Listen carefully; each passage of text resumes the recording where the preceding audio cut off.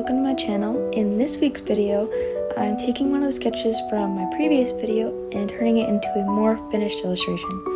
So I really liked how the swan sketch turned out, and I thought it'd be fun to try and paint it.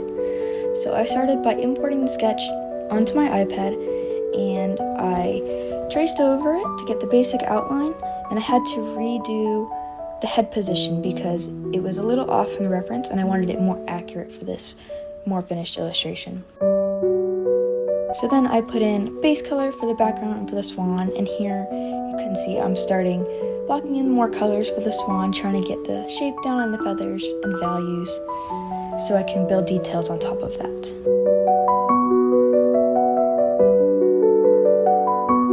So I'm also putting in a little bit of base for the water so you can kind of tell that it's water and not just a plain green background. I thought this might help make the piece look a little bit better in these beginning stages, but I will go back and work on that more as well.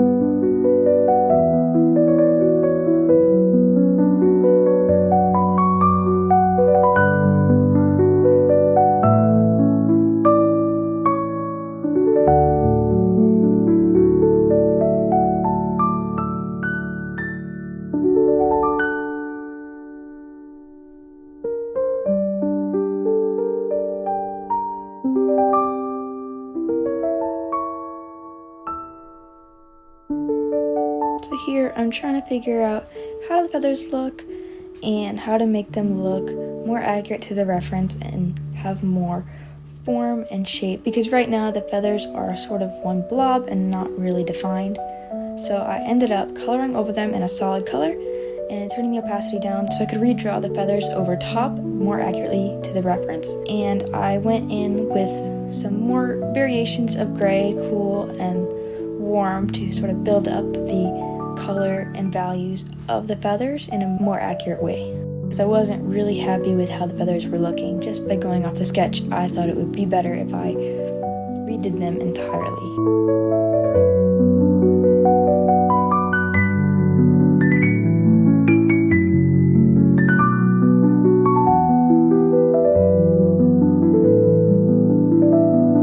So here I'm going in and adding more details now that I've got the base structure for most of the feathers down. And I'm also trying to define the feathers so that they don't look like one mass so much and more like individual feathers.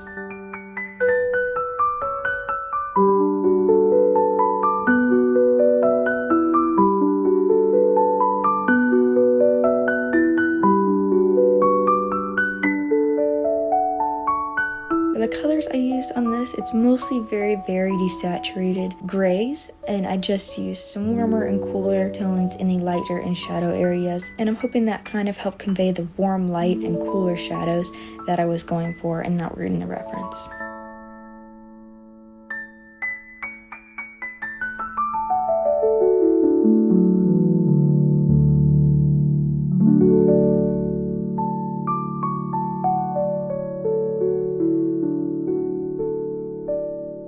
So here I'm going in and deepening up the shadows because I realized that most of my darker tones were still very much in the mid-range and not very dark, so I wanted to increase the contrast that I had in the piece. And I'm also making sure to get in some good highlights as well.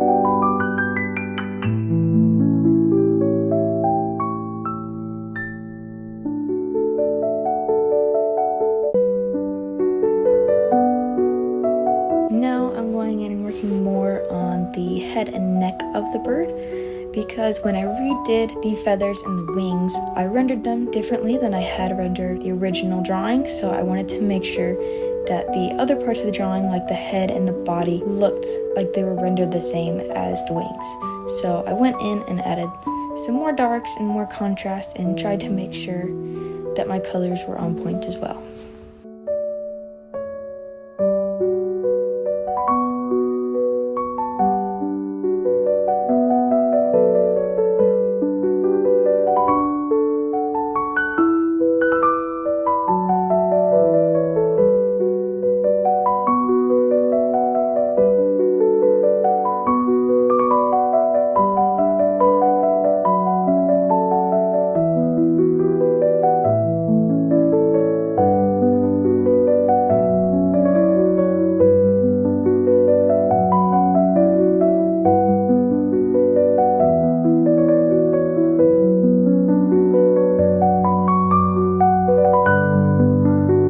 also doing underneath the wings and the body and tail of the bird, because I noticed that not only were they not rendered as much, but also they were more in the same tone of gray, whereas the rest of the bird had variations in tone. So I wanted to bring the tones that were in the rest of the bird into the body and underneath the wings as well, so it looked more cohesive as a piece.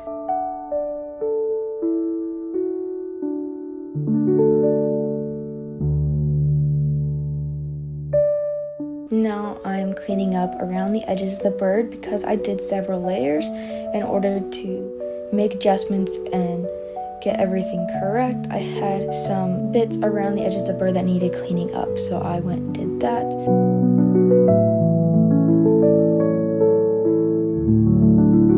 And at this point, I'm going in with the same green that's in the water for the shadows, and I'm going to turn that to a multiply layer. And I went with the green that's in the water because I thought that would make it look accurate, as that is going to be the color that's being bounced back onto the bird. And I'm using a warm yellow light in an overlay layer for the light effects on the edges of the feathers and around the head of the bird.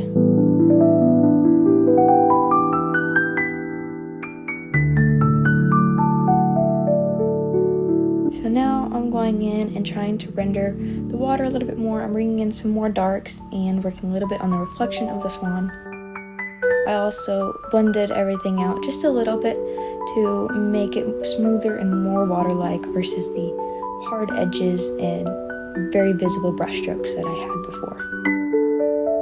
I did go back and leave some brushstrokes unblended, but I was more careful with these, and most of them were smaller to appear as highlights on the water instead of everything just being unblended.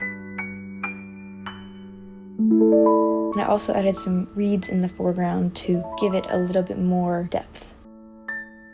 So I hope you enjoyed watching the process. I really enjoyed it. Thanks everyone for watching, and I'll see you next time. Bye everyone.